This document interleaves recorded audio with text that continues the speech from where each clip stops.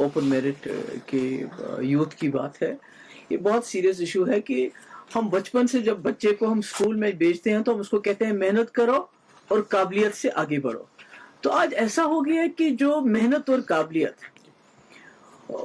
उसके ऊपर उसकी कोई कदर ही नहीं है। I mean, merit has become the biggest casualty at this point of time कि आप बच्चे को क्या बोलोगे मैं मेहनत करूंगा, मैं काबिल बनूंगा, फिर मैं कहाँ जाऊंगा, क्योंकि उसका दायरा बहुत ज्यादा चौक किया गया है। तो ऐसे में आपको याद होगा कि पार्लियामेंट में भी लोगों ने वोट दिया नेशनल कॉन्फ्रेंस को ये सोच के कि ये हमारा मसला हम उसको हल करेंगे। अगर कुछ नहीं करेंगे तो कम से कम पार्लियामेंट में बात करेंगे। आप भी गवाह है, मैं भी गवाह हूँ।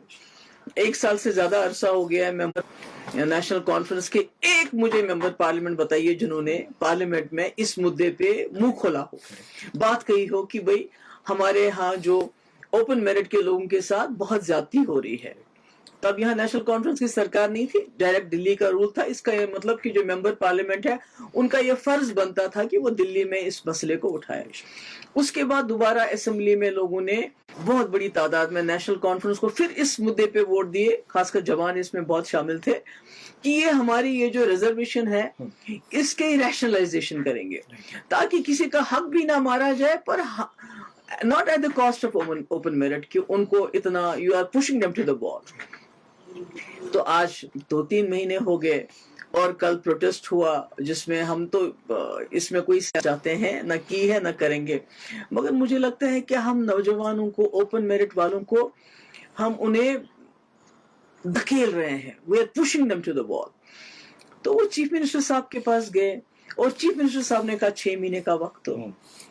अगर आपके पास 3 मेंबर पार्लियामेंट है लद्दाख को लेके, आपके पास 50 MLA हैं सब मिलजुल के, तो आप कहते हैं 6 महीने रुको। क्यों?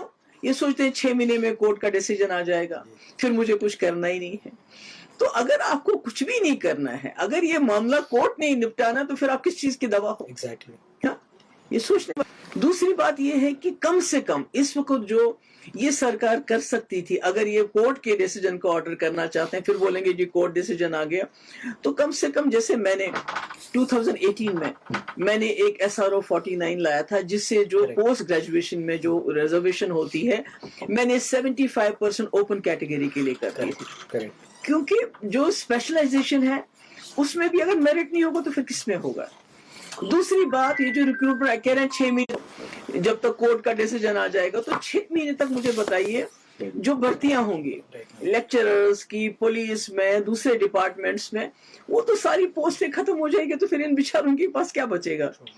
तो मेरी मुतबाना गुजारिश है उमर अब्दुल्ला साहब से कि आप अदालत पे ये मसला मत छोड़िए। आपके पास ताकत है, आपके पास 50 MLA हैं, आपके पास सरकार है, कोई ऐसा रास्ता निकाले कि जिससे जो पिछड़े हैं, जो जिनकी अपनी रिजर्वेशन है, वो रिजर्वेशन उनके पास रहे, मगर जो हमारी आबादी है ओपन मेरिट वालों की, उनको आबादी के हिसाब से उनको अपना हिस्सा मिलना चाहिए और इसमें अदालत के फैसले का इंतजाम हो जाना चाहिए। आगरउल्लाह ने तो सीधे कह दिया कि बिजनेस रूल्स के कारण थोड़ा डिले हो रहा है, तो ये तो पहले भी वही था, फिर बिजनेस रूल्स क्यों नहीं करना? मैं तो वही कह रही हूँ ना कि अगर पार्लियामेंट में इन्होंने लोगों ने वोट मांगे लोगों से कि हम इसको तय करेंगे, उसके बाद किसी मेंबर पार्लियामेंट ने इंक्लूडिंग रूहुल्लाह साहब ने इसको कभी पार्लियामेंट में नहीं उठाया, और अब उन्होंने उसके बाद कहा कि हमारी यहाँ सरकार बनेगी, वो इस मसले को हल करेगी।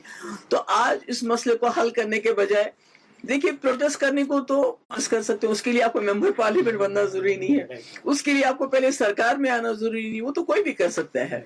तो मेरा ये कहने का मकसद ये है कि ये बड़ा सीरियस इशू है। इसमें ये सोचना चाहिए कि जो लाखों के तादाद में हमारे नौजवान लड़का, लड़कियां, बच्चे हैं जिनकी इस वक्त एक हिसाब से उनके मेरिट पे गले पे छुरी चल रही है, तमाशा देख रहे हैं, कुछ भी नहीं कर पाते हैं। तो ऐसे में मुझे उम्मीद थी कि इस सरकार के पास इतनी बड़ी मेजॉरिटी है, मेंबर पार्लियामेंट है, सब कुछ है, और ये इसमें कोई ना कोई हल निकालेंगे, पर लगता है कि उन्होंने इसको कोर्ट पे मसला छोड़ दिया, विच इज वेरी अनफॉर्चुनेट। बहुत शुक्रिया।